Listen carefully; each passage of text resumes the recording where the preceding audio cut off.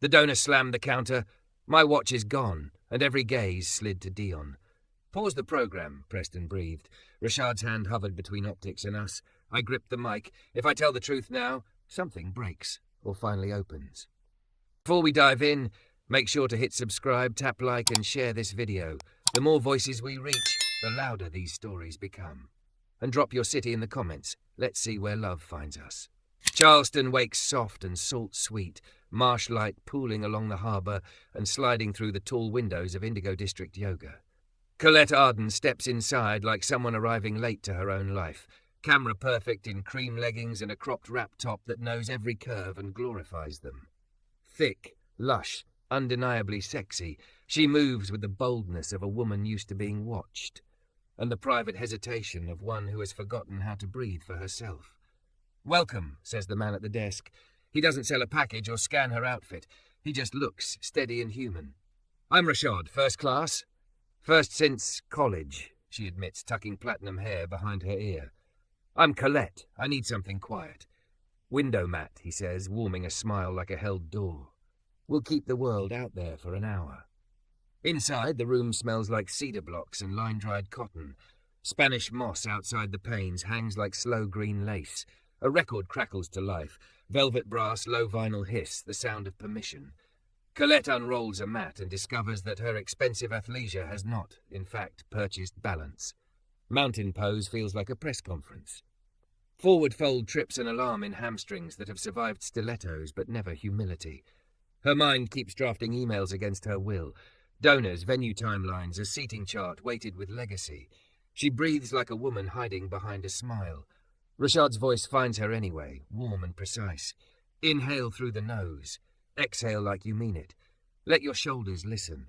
She doesn't. Not at first. Shoulders are how she stays in control, where her body keeps all the words no one is supposed to hear. But his cadence drops like sand in an hourglass, even, patient, unbothered by her resistance. He cues mountain, then half lift, then fold again. The room lowers a collective sigh. Her breath trips, then steadies, then trips again. "Warrior 2, he says. Her front knee wobbles like a cocktail on a moving deck. Pride spikes. She hates looking new at anything.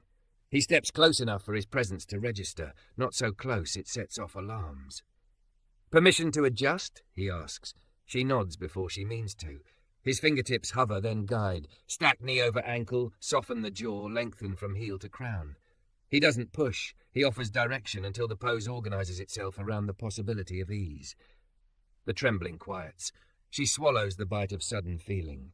This is ridiculous, she thinks, blinking fast at the window's blur of moss and morning. Balancing work exposes her. She teeters, curses under her breath, laughs at herself when she catches the air. Rashad chuckles too. Easy, not unkind.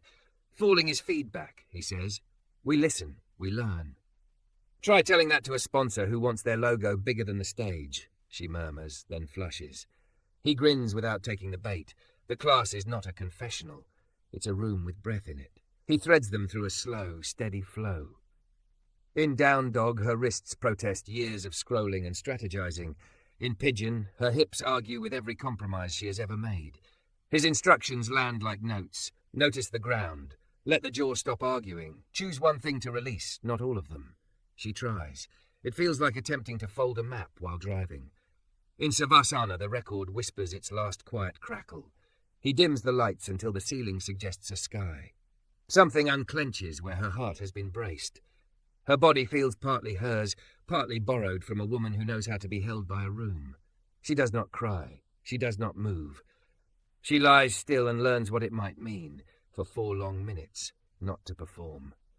When the track clicks off, he brings them back with the tenderness of someone waking a child. Wiggle fingers, wiggle toes, bend the knees, roll to one side, sit tall. Colette sits up slowly, hair mussed, makeup imperfect, sanity improved by a margin she cannot put in a spreadsheet. Rashad kneels to set a foam block beside her and offers a cool lavender towel. Up close he has a face made for trust. Coffee dark eyes, laugh lines earned by listening, a quiet that doesn't threaten to swallow her whole. "You did well," he says simply. "I shook like a newborn colt," she says, then contradicts herself with a smile she feels instead of performs. "But I feel different." "Bodies learn fast," he answers. minds when they're invited. The words land on a nerve she didn't know had skin. Shame rises, quick and defensive, about the press of her curves in the mirror, the jealousy that flares on social media, the old hurt of a college boyfriend who called her too much like it was a diagnosis, the recent fiancé who praised her polish and edited her edges. She hears her mother's voice. Be gracious, be smaller, be seamless, and something in her pushes off the floor like a hand refusing to stay down. The studio empties by twos. She stays. He doesn't rush her. The moss sways like the room is breathing with them. She wipes her face, the lavender catching on a tenderness she considers for one startled second, letting become tears. Instead, she looks up at him and the truth slips out soft as a live thing she's been hiding in her mouth. You bend my mind, she whispers, surprised by her own honesty, not just my body. He doesn't flinch, doesn't fix. A nod, respectful as an oath. You did the work, he says. I offered directions. The words pull a small laugh from her, pleasure and panic paired, the way they so often are at the edges of change. He stands, giving her space to choose the door or the next moment. She chooses the front desk. How do I pay for more of whatever that was? She asks, leaning on confidence like a familiar cane. He tells her about a 6-class pass and a community rate for Saturday mornings in Gadsden Green. We host a free flow on the basketball court, he says.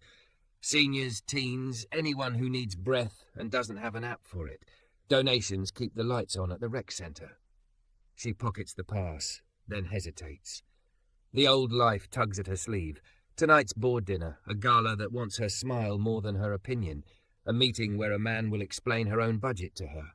She considers the shape of her days, the way they fit like a dress, tailored too small around the ribs, and wonders when she forgot that breath is a birthright, not a reward. I'm the events director for the Hawthorne Foundation, she hears herself say, and hates how rehearsed it sounds. There's a lot of talk about equity, hardly any air for it. Rashad leans his elbows on the desk, listening with his whole attention. There's room to practice everywhere, he says, even in rooms that say there isn't. Especially, she says almost to herself. He scribbles on the back of a class card, Sat 9A Community Flow. No pressure, he adds, catching whatever war is happening on her face. If it's helpful, come. If it's not, keep what worked today. She nods, folding the card into her palm like a quiet promise. Outside, the street noise is the same as when she walked in. Tour buses, gulls, a siren 3 blocks off, but the edges of the world seem less sharp against her skin. She doesn't rush to the car. She doesn't draft an email in her head. She stands with her hand on the studio door and lets her lungs widen until the day fits inside them. Her phone buzzes. Her mother, dinner at the Harbour Club at 7. Wear navy, the donors adore you in it. Another buzz. Her ex, Patrick. Heard you're spearheading Saturday's pitch. Proud of you. Maybe catch up? She types nothing, deletes nothing. Instead, she opens notes and writes 2 words. Breathe here. At the curb, a boy bikes by balancing a tray of takeout boxes on one hand. A woman in scrubs laughs into a sunlit phone. Across the street, a man lifts a toddler high enough to touch a branch heavy with pink. None of it is her job. All of it suddenly feels like part of her life. She turns back once. Rashad is sweeping the studio floor, slow, methodical strokes, as if even the dust deserves gentleness. He glances up and their eyes catch. No big moment, no orchestral swell, just a recognition. 2 people, 1 hour, something loosened that might not tighten again.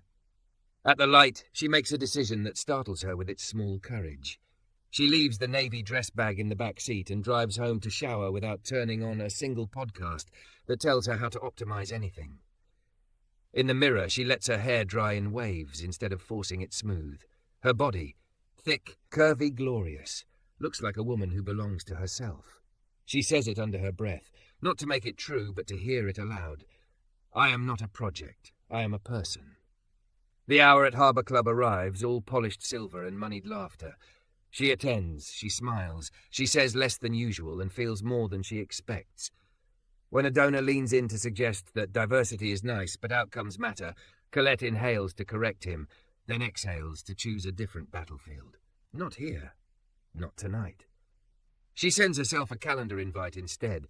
Saturday 9A, basketball court. Back home, she drops her keys in a bowl and the house meets her with quiet. On the kitchen island waits a stack of place cards for next week's gala, each bearing a name with weight. She runs a finger along the edges, then sets them aside. She pulls Rashad's class card from her pocket and props it against the fruit bowl like a lighthouse. For the first time in months, she goes to bed before midnight. The window is cracked to the harbour, and the city's breath moves through her room the way it moved through her body on the mat. Tied in, tied out. In the soft spill of streetlight, she thinks of his question, permission to adjust, and realises the person who needs it most is her. Permission granted, she thinks, smiling into the dark. Then sleep comes, and with it the strange, simple hope of a morning that might not require armour. Saturday arrives thunder bright and humid, the kind of Charleston morning that steams the harbour and blurs the edges of rooftops. Colette parks on a street lined with crepe myrtles and follows the echo of a basketball until the court opens like a stage. Kids dribbling, elders in folding chairs, a line of borrowed mats are stacked beside a fire hydrant with a pink ribbon tied around it. Someone's boombox hums low. A breeze shivers the moss. Rashad is already there. T-shirt dark with the honest work of moving things. He's chalked a crooked heart at half-court and written breathe in the middle. When he sees her, his smile isn't surprised. It's the kind you offer a person you hoped would keep a promise to herself. Glad you came, he says, carrying 2 mats like sails. Permission to put you near the shade tree? Permission granted, she says, and only later realizes how much she needed to answer that way. She's dressed wrong. Old sneakers, soft shorts, a tank that remembers college, but nobody here cares. Naomi hands her a stack of towels. You're on distribution, she says. Dignity comes with cool foreheads. Copy that, Colette answers, falling in at the edges instead of the centre, a new habit she's trying on. The class is messy, beautiful.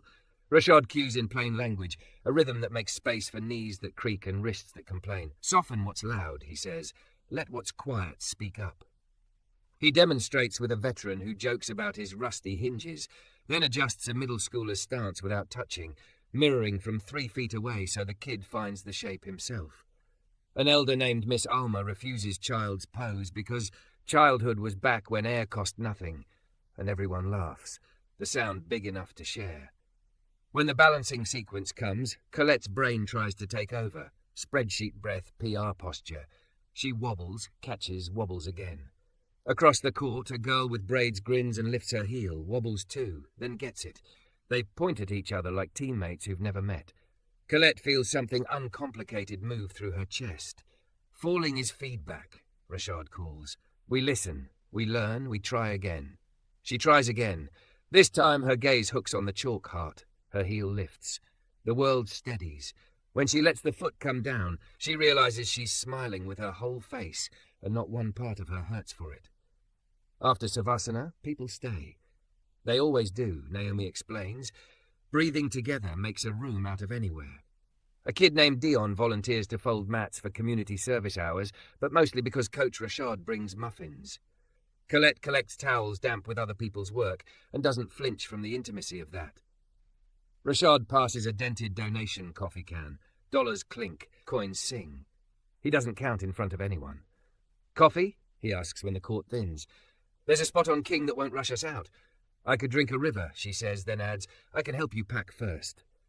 They haul mats into the rec closet that smells like dust, bleach, and the ghost of gym class. Rashad stacks with a neatness that has nothing to prove. On the wall, a 6-point list is taped up in marker. Keys, lights, fans, lockers, trash, gratitude. He touches the last word before they leave. It looks like a ritual.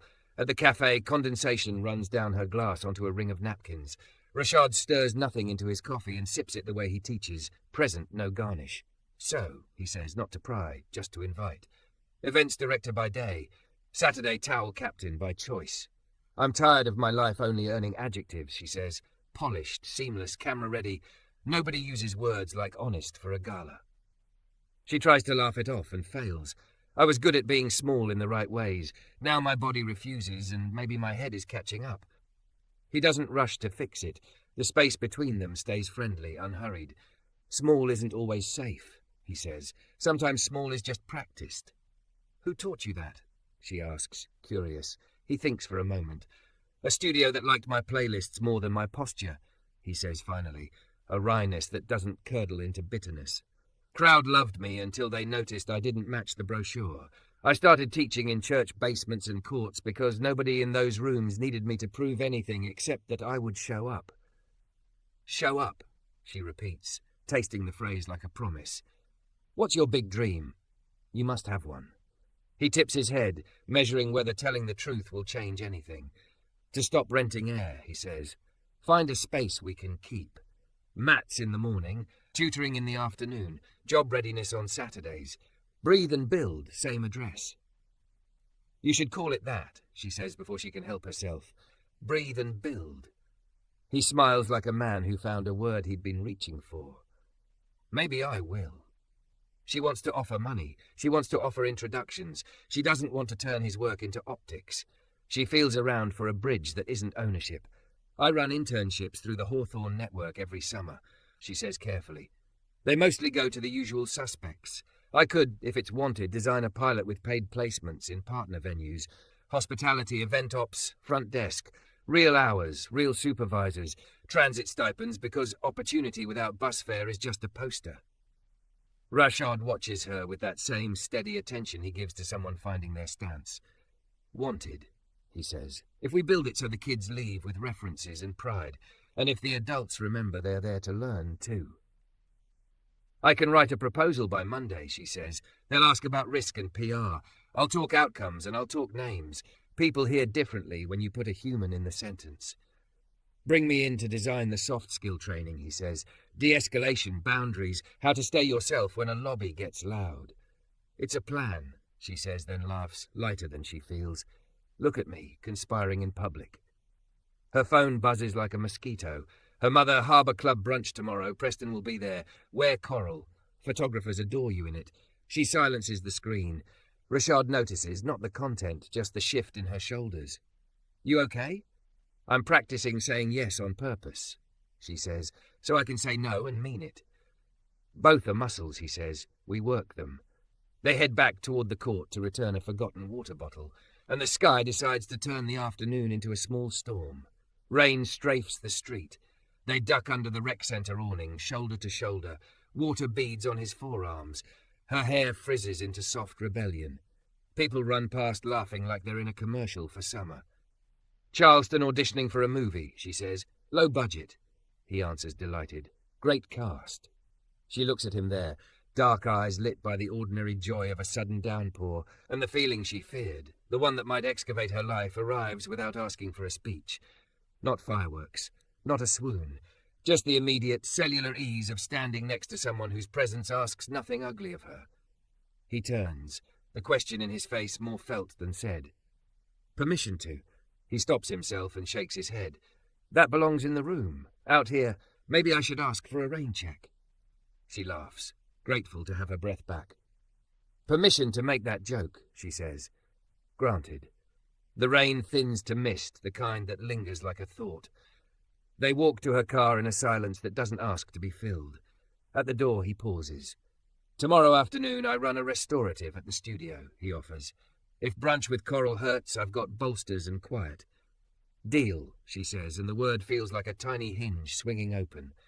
At home, the house does its old trick of looking like a magazine she's trapped inside. She changes into cut-offs and a t-shirt and sits on the floor with her laptop. Proposal. Breathe and build internships. She titles the document and the name steadies her like a line on the mat. She writes outcomes that aren't pretty sentences. Transport, pay, hours, mentorship that counts. She outlines a training plan and types Rashad's name without asking permission because she believes he'll say yes. Halfway through, she stops and adds a sentence she's never put in a grant. We will learn in public and correct in public.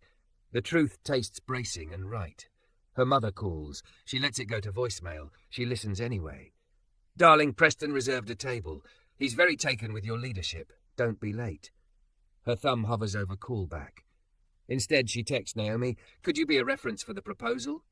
Naomi replies with 8 rapid exclamation points and a photo of Miss Alma doing an unbothered seated twist. Put her on the board, the caption says. Colette laughs aloud, startled by the sound of herself. Night comes on like an apology for the day's heat. The harbour lights bead in lines. She prints the proposal draft, the paper warm against her palms, and lays it on the kitchen island next to a bowl of oranges and the class card propped like a lighthouse. She adds a sticky note to the top. Monday, 9 a.m. No apologies. Her phone lights again. Unknown number, and then, it's Rashad. Naomi gave me your contact because she is the union. Proud of you for showing up today. See you tomorrow, if Coral bruises. She types, then deletes, then writes what is simplest. Coral can meet its match. See you. She turns off the lamp and stands in the glow from the street, the room feeling less like a set and more like a place to live. Under the window, she rolls a borrowed mat. He insisted she keep one until she buys her own, and lies down. The city breathes, and she learns, inch by inch, to breathe with it. Somewhere between inhale and exhale, she imagines a door with breathing painted in steady letters, and a bell that rings when people walk in, carrying their whole selves. She falls asleep without armor, and dreams of a court chalked with hearts that refuse to be reined away. Sunday performs its pageantry on the Harbour Club terrace. Coral dresses, clinking glassware, the slow choreography of money pretending to be weather. Colette arrives on time, Coral as requested, her curves poured into a silk that photographs beautifully and breathes not at all. Preston stands like a centrepiece, tan, handsome, practiced. He kisses the air near her cheek and offers a compliment that sounds like a campaign slogan. You're the future of Hawthorne, he says. Vision with a velvet touch. She laughs because it's the expected button to press. Inside, her ribs practice a different motion, the measured opening and closing she learned on a court chalked with a crooked heart. The brunch is a tide of handshakes and soft threats disguised as advice. A donor leans in to murmur, we support community when it knows its place. Preston chuckles at a joke about optics. Colette smiles her way through it, counting inhales and exhales and the minutes until 4 o'clock. At 3:47 she sends a text, running late, and at 4:09 she's barefoot on a studio mat, Coral heaped on the chair like a surrendered flag. The room is dim and cool. Rashad moves in the hush the way some people navigate libraries, reverent, useful, unafraid to touch a spine. Restorative, he says, where ambition learns to nap. She snorts, grateful for the irreverence. He builds a nest of bolsters and blankets. Permission to adjust? He asks when she tries to muscle her way into ease. She nods, and his hands set blocks and supports with the care of someone framing a photograph. Breath by breath, the hour unglues the brunch from her nervous system. When a tear slides from the corner of her eye into her hairline, it startles her. She doesn't used to leak in public, but he simply places a tissue near her hand and returns to stillness, a kind of hospitality without commentary. After class, the room smells like lavender and something she has no word for except real. She sits up slowly, hair wild, makeup imperfect, heart less armoured. I felt, she begins, searching for something that isn't marketing. Held. By blankets, yes, but also by time. He nods like she's spoken a full paragraph. Good kind of gravity, he says. She laughs, soft and unguarded. Meet me Monday at 9? She asks, sliding into the lane where she's strongest. I'm pitching the breathe and build pilot. If I get provisional approval, I want you in the first meeting. Sing the truth, he says. I'll bring a pen. Monday's boardroom is pure theatre. Glass table, water bottles aligned like recruits, the city framed in a window to suggest vision. Vivienne Hart, Hawthorne's executive director, has a smile that can purchase silence.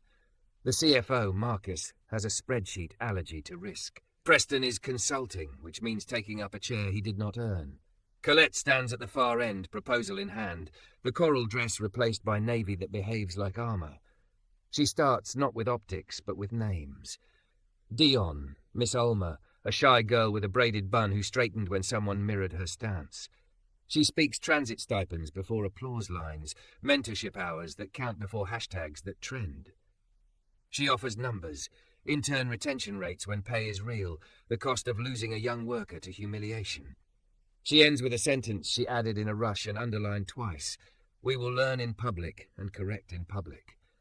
There's a beat of no air. Vivienne taps her pen against her legal pad in a thoughtful metronome. Marcus frowns at the word public. Preston smiles at the ceiling. Finally, Vivienne speaks.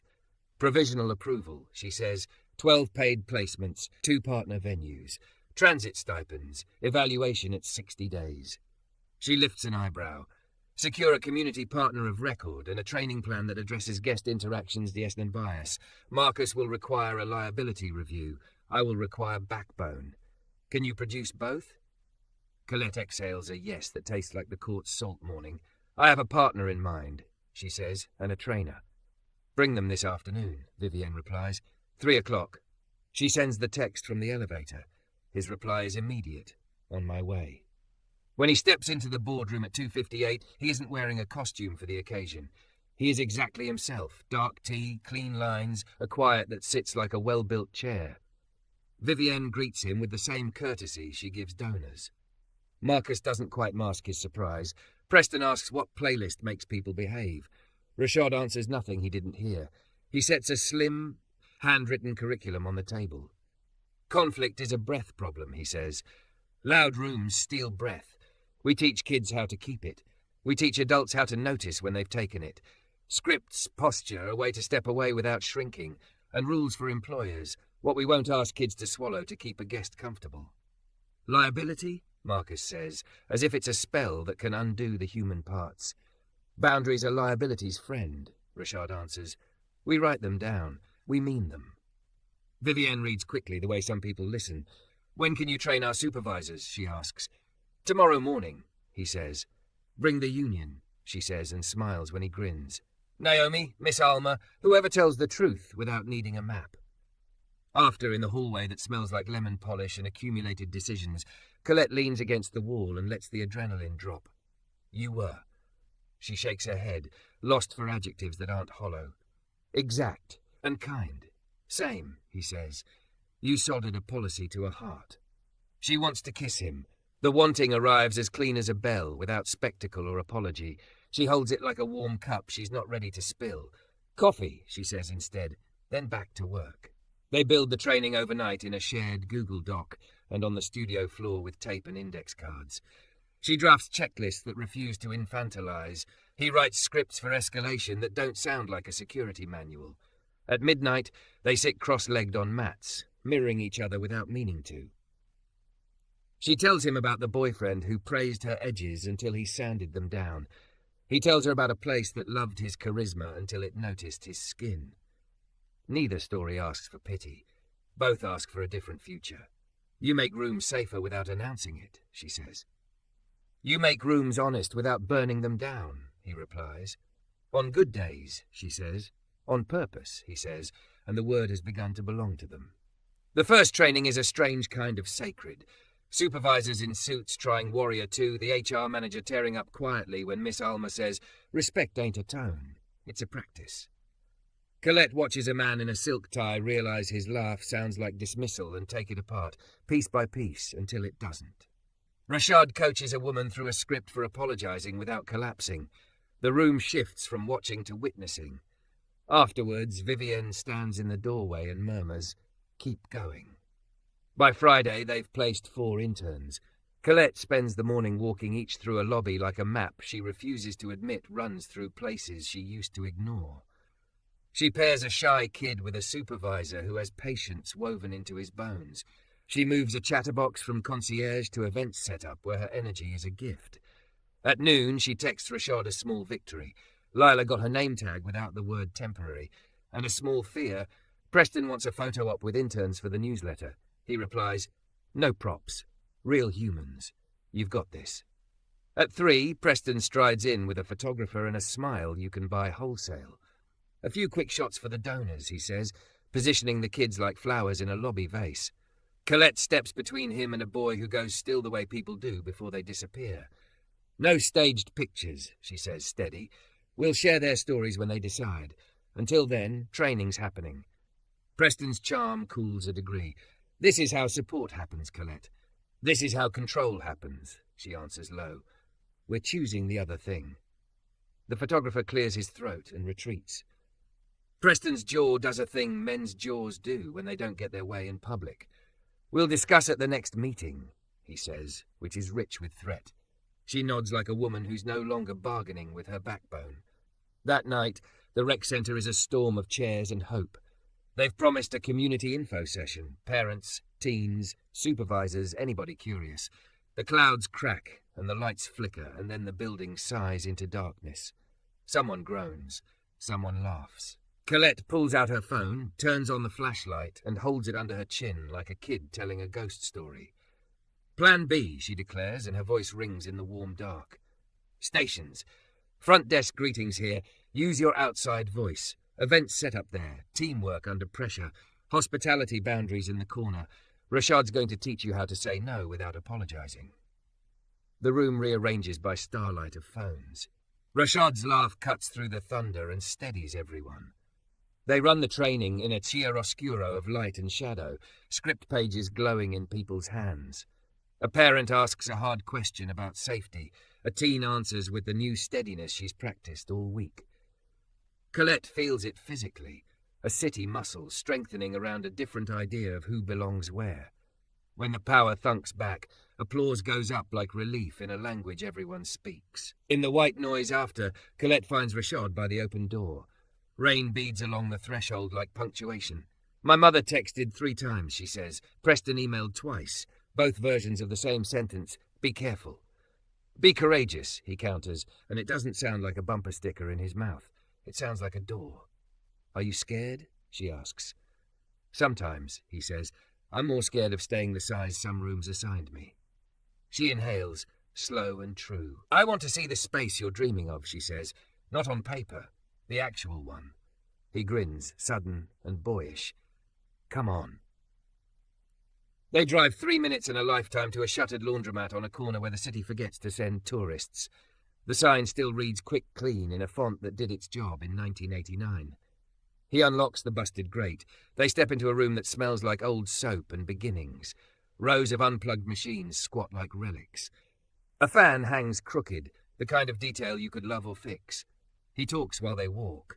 Light through the front windows in winter, mats stacked along the wall, a library where the change machine used to be, a corkboard crowded with pushpins shaped like stars.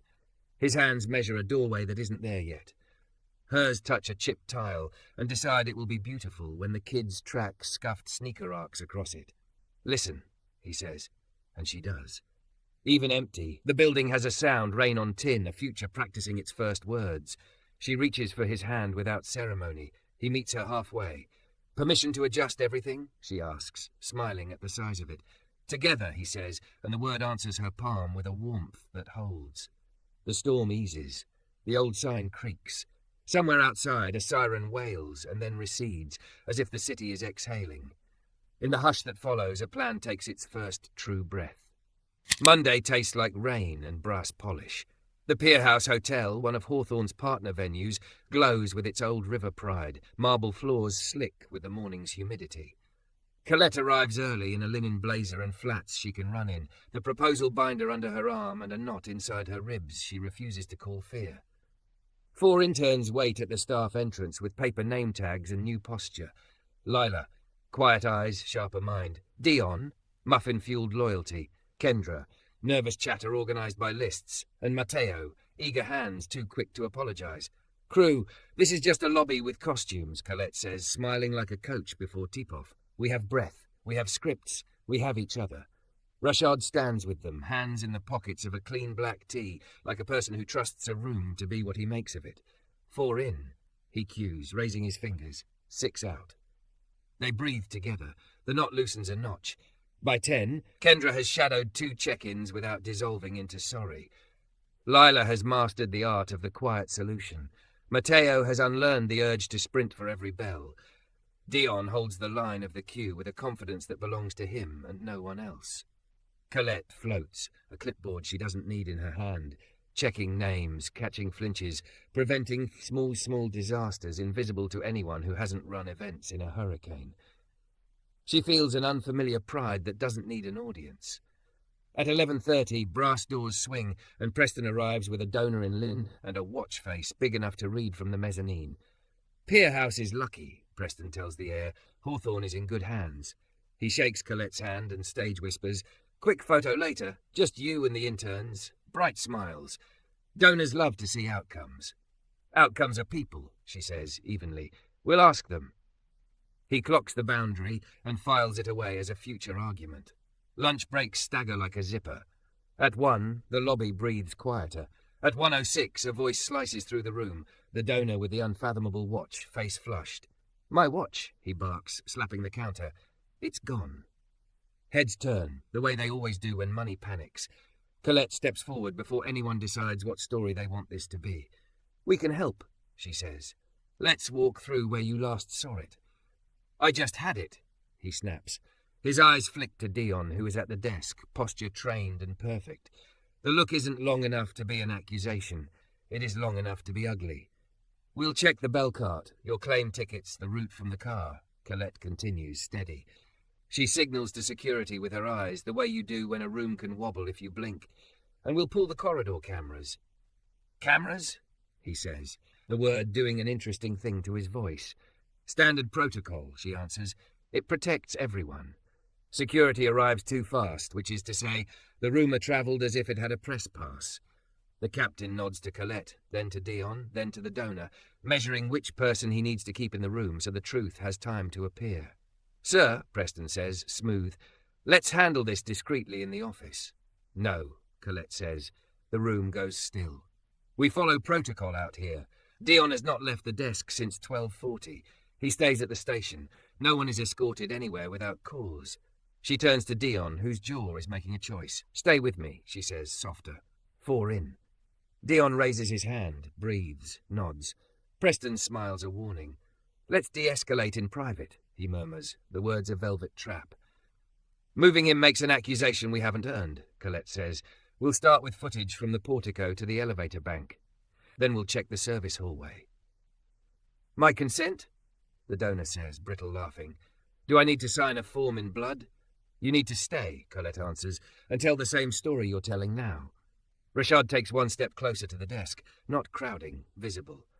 "Sir," he says, voice level and unafraid, "we'll help you find your watch. We won't let anyone get hurt while we do." Phones are out now, the way they always are. Colette feels all the rooms she has ever performed in lean in to see who she is when the floor moves. Her mother's voice arrives in her head like a forwarded email, "Be careful," and Vivienne's like a hand on her back, "Be brave." She chooses the one that helps her stand. Security peels to the camera room. Minutes stretch the way they do when you've put your heart on a counter and invited strangers to weigh it. Someone whispers a sentence that has followed Colette her whole life. Outcomes, optics. Rashad's hand lifts 3 fingers, a cue she knows now the way she knows her own keys. 4 in, she counts under her breath. 6 out. The captain returns, flicking a glance that says everything. "Wait. We're pulling spa corridor footage," he says aloud, neutral. "Sir, did you visit the lockers before check-in?" The donor's face does that expensive thing where it tries to remember its alibi. "I might have briefly, to adjust my tie." "Cameras will tell us," the captain says. They're patient. Preston edges toward Colette, voice pitched for optics. "We should pause the pilot until this is resolved," he says. "Brand protection, you understand." She hears the old leash click. She also hears Rashad's voice from an hour ago in the staff hallway, low and practical. "Courage is a door. You only learn how to hold it open by holding it open." "No," she says, and the syllable steadies her like a hand on a shoulder. "We don't punish a program to soothe a rumour. We wait for facts." "Vivienne won't like the risk," he replies.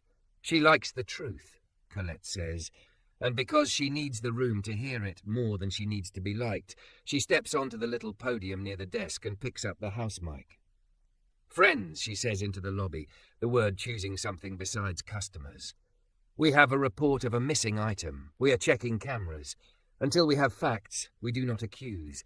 We will not move staff or interns based on assumptions. Thank you for your patience." There's a beat where 1,000 opinions look for a throat. In that beat, Rashad turns toward the interns and counts. They breathe with him. That small choreography, public gentle, rearranges the lobby's posture. Security returns with the footage still printing in the captain's eyes. He approaches the donor and speaks quietly. The man's colour climbs. A sound like a swallowed curse scrapes the air. Colette doesn't smile. She doesn't gloat. She nods to the captain. The captain nods back. "Mr. Lancaster's watch was located in the spa locker room," he announces. "He placed it in a towel and left it there. It's being brought up now." The lobby exhales the way a body does after holding pain too long. The donor stares at the marble floor and tries to conjure a new narrative out of thin air. None arrives. Rashad doesn't move. Dion doesn't flinch. Colette steps down from the podium and does the most corrective thing a leader can do. She says the truth out loud, her voice a knife that cuts the rumour loose without cutting the person to pieces. We made an assumption, and we were wrong, she says. Our intern was judged by proximity, not by facts. We apologized to Dion by name. Our policy is to learn in public and correct in public. Today we did. She turns to the boy. Dion, she says, steady enough to steady him, you did everything right. Thank you. The donor clears his throat. He looks at Rashad, then at Dion, then at every phone in the room. I'm sorry, he says, the words crawling out as if from under a heavy thing. Say them so they land, Rashad says, not unkind. The man meets Dion's eyes. I'm sorry, he repeats clearer. I was wrong. I accept, Dion says, and this time it's his voice that cuts the room free. The lobby rearranges around the truth. Phones drop. The hum returns to the Register of Commerce and ordinary grace. Preston steps close, needing to salvage authority. You went rogue, he murmurs. You exposed us. We exposed what needed light, Colette answers. That's the work. Vivienne appears at her shoulder as if conjured by courage. It was, she says simply. To Preston, we will not pause the pilot. We will expand the training to include bystander scripts, how to support a colleague without pouring gasoline. Draft the memo. Colette, Marcus will love the part about reduced liability. Preston's smile becomes porcelain. As you wish. He leaves the room the way powerful men leave when a room refuses to bend, politely, with a crack in the veneer. When the desk exhale becomes chatter again, Colette realizes her hands are shaking. Rashad is suddenly, blissfully, just there, close enough to see, far enough not to drown her in concern. I almost let the leash pull me, she says, a laugh breaking out of her like light through cloud. I heard it snap. Then I didn't move. You moved, he says, just not where it wanted. She wants to lean her forehead against his shoulder. She wants to kiss him. She wants a gallon of water. She chooses the thing the lobby can survive. Walk, she says, and they step into the service corridor for 60 seconds of quiet. Walls painted optimistic beige, a cleaning caddy that smells like lemons and effort. A bulletin board with clip art morale. She rests her spine against the cinder block and lets her breath catch up. Are you mad at me for doing it out loud? She asks. The question surprises her. I'm proud, he says, and his voice wraps that word around the moment with no bow on it. And I'm protective. Of them. Of you. Of us, if we're going to say there is one. The word us arrives with the clean certainty of a bell. She looks at him. There is, she says, so fast it feels like tripping into the truth. But not in shadows. Not as an alibi for doing the work. No saviours, he says. No secrets, she answers. They stand there, not touching, a decision perched between them like a warm bird. Somewhere in the lobby, someone laughs. Somewhere outside, a siren passes. The city breathes around their small, enormous choice. At closing, the interns clock out with new posture and exhaustion that looks like purpose. Vivienne catches Colette at the staff door. You changed policy on the floor, she says. I've been waiting for someone to do it where it counts. Colette smiles, crooked with relief. Thank you for not asking me to do it in a memo first. Tomorrow you'll put it in one, Vivienne says, wry. We have a board. Tomorrow, Colette agrees, then glances at Rashad waiting by the curb, his umbrella tilted like a small act of mercy toward the evening drizzle. Tonight I'm going to breathe. They walk the wet block together, slow. Shop windows throw their warm rectangles onto the sidewalk. The river sends up its old song. At the corner, he closes the umbrella and looks at her the way people look at the sun right before it breaks the horizon. Careful, grateful, braced for brightness. Permission to stand beside you while the hedges rustle, he says, claiming his own language. Granted, she says, and decides she's done whispering the parts that matter. She laces her fingers through his in public for the first time. No orchestra swells. 2 tourists don't notice. A woman from housekeeping does. She smiles and lifts her chin like a blessing. The rain softens to a mist you only feel when you move through it. They move. Later at the studio, they push 2 tables together and draw the first map of the laundromat that will not be a laundromat much longer. Doors here, windows kept, fans repaired, not replaced. a small library where the change machine used to guard nickels like a dragon. On the whiteboard, Colette writes, "Breathe and build. Partnership, not possession." Rashad adds, "Learn in public. Correct in public. Protect the kids. Protect the work. Protect each other." They stand back and look. The plan feels like a room they can already enter. He caps the marker. She tucks hair behind her ear and doesn't apologize for the storm of feelings running their old grids. "Tomorrow will be louder," he says. "I'll be steadier," she answers. On purpose. They switch off the lights and step into the velvet of the Charleston night. The city keeps its secrets. They don't keep theirs. Somewhere a clock tower counts the hour. Somewhere a boy tells his grandmother what happened at the desk and how he stood up inside his own name. The river throws light back at the sky like an answer. Colette squeezes Rashad's hand and feels the day give way under her feet to something that might hold. The future is not a stage, she realizes. It's a court chalked with a crooked heart that refuses to be reined away. And they, imperfect and brave, are still here, breathing, building, beginning again. Late summer slides into Charleston like honey poured slow, golden and sticky. The laundromat on the corner stops being a ghost and starts becoming a place. Peeling paint sanded down to the whisper of new beginnings. Ceiling fans rebalanced so they turn without complaint. A front desk assembled from reclaimed wood that still smells faintly of soap. Naomi's cousin hangs track lights that make the books glow like they're telling their own stories. Dion alphabetizes the library twice and declares it perfect both times. Miss Alma vetoes a rug, too fussy, babies will trip, and then donates the rug anyway for the reading corner where fussy is safe. Colette spends her mornings in meetings, her afternoons in overalls, her evenings writing policies that read like promises. Rashad splits his time between the studio, the court, and a room with a floor he now knows how to mop perfectly. They eat sandwiches on overturned buckets and argue fondly about which shade of blue looks like breath. She learns to spackle. He learns to accept a level. Sometimes they stop just to stand in the center of the room and practice seeing it finished. The city, as always, has opinions. A profile appears, the gala girl and the yoga man. Can love fix a zip code?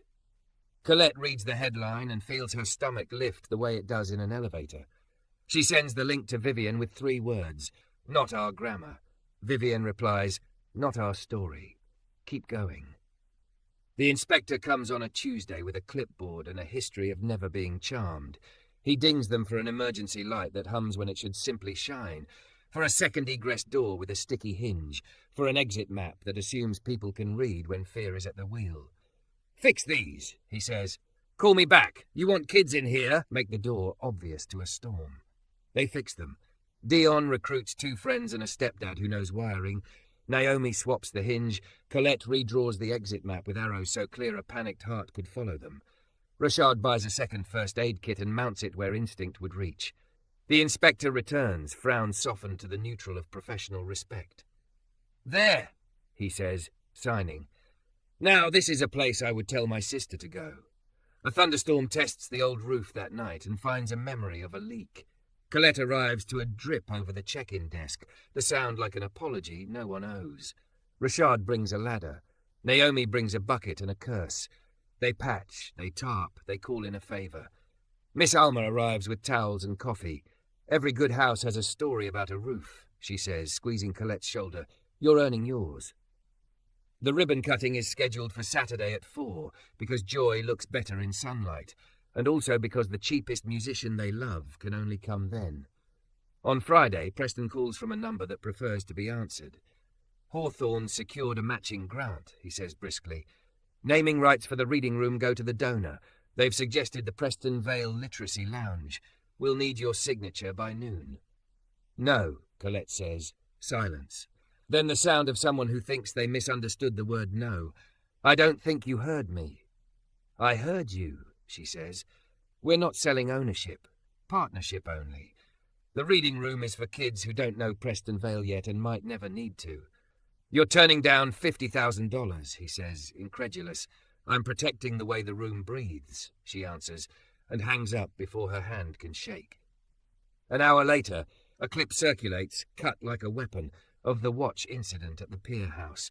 It omits the apology and the policy and makes Colette look like a woman who likes microphones more than people. A subreddit thread blossoms, opinionated and hungry. The board calls an emergency check-in. Marcus suggests strategic distancing. Vivienne's jaw tightens once, a tell, then relaxes. We don't disown courage because it makes noise, she says. We show up where it started. Here, then, Colette says, heart drumming. Tomorrow, breathe and build, seats for everyone, questions in the open. The roomer arrives at the laundromat before the chairs do. Volunteers unstack folding seats while phones hum.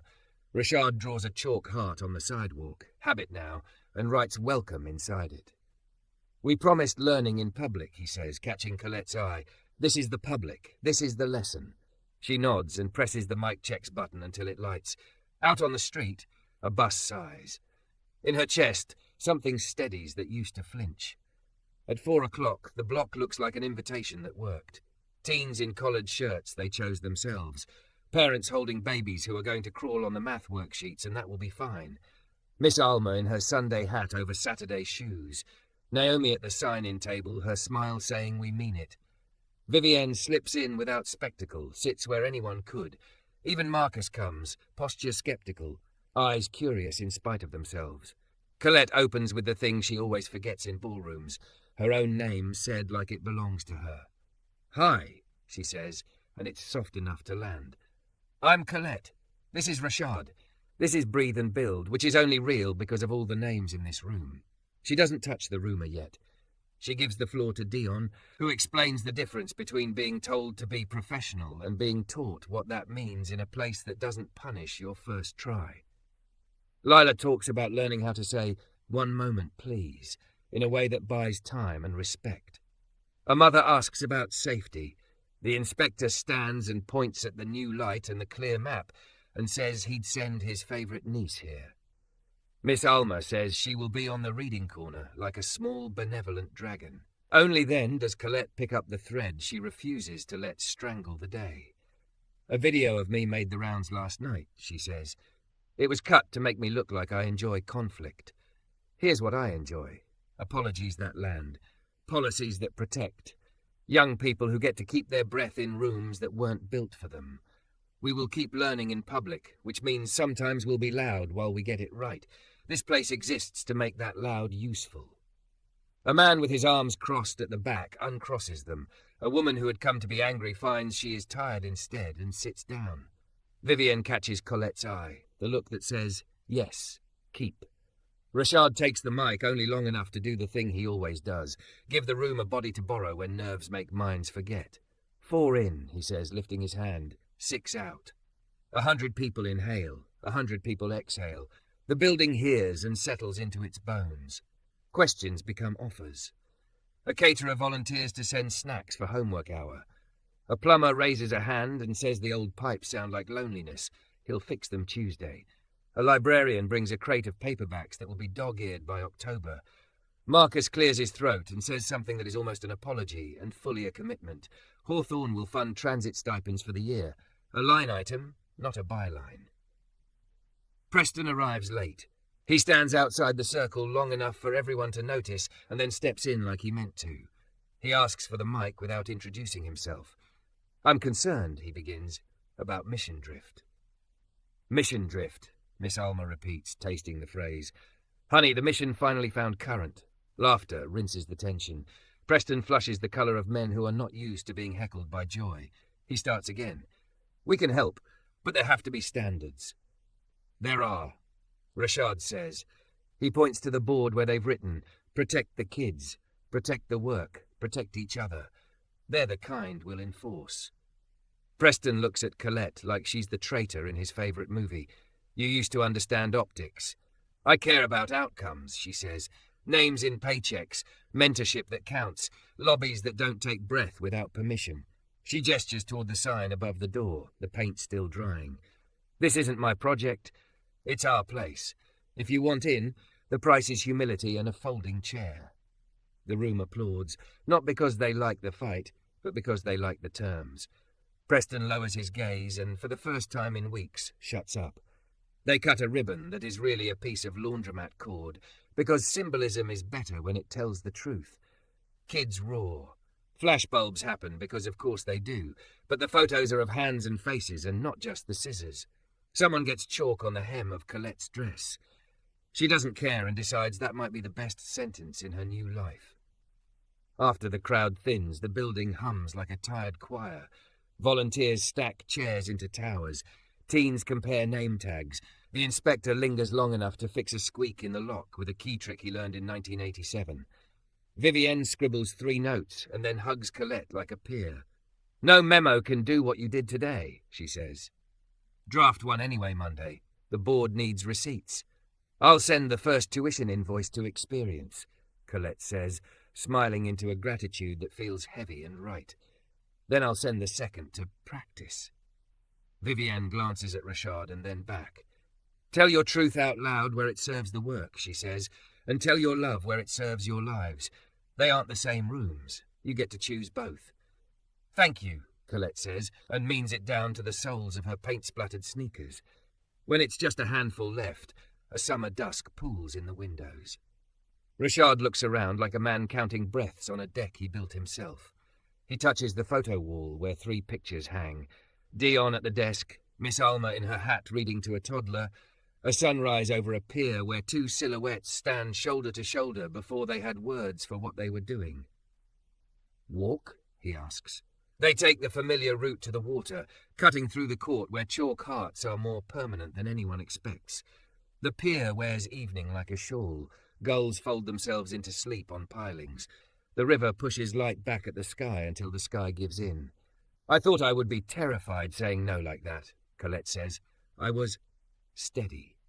"You trained for it," he says.